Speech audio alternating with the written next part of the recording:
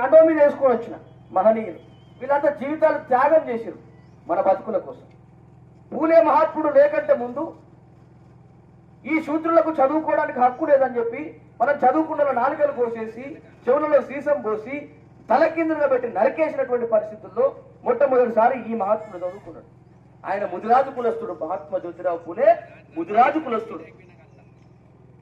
ఈ ముదిరాజుల బిడ్డ పెద్దమ్మ తల్లి ఎంత ముఖ్యమో ఇవాళ మన చదువుల కోసం భార్య భర్తలు ఇద్దరు త్యాగం చేసి పిల్లలు పుడితే మాకు స్వార్థం పెరుగుతుంది కాబట్టి పిల్లలు వద్దని చెట్టు రసం దాగి ఇవాళ మొట్టమొదటిసారి భారతదేశంలో ధైర్యం చేసి చదువుకొని 100 గురుకుల పాఠశాలలు పెట్టి ఇవాళ నువ్వు నేను నా పిల్లలు నీ పిల్లలు చదువుకుంటున్నారంటే కారణమైనటువంటి మహాత్ముడు మహాదేవుడు మహాత్మా జ్యోతిబా పూలే.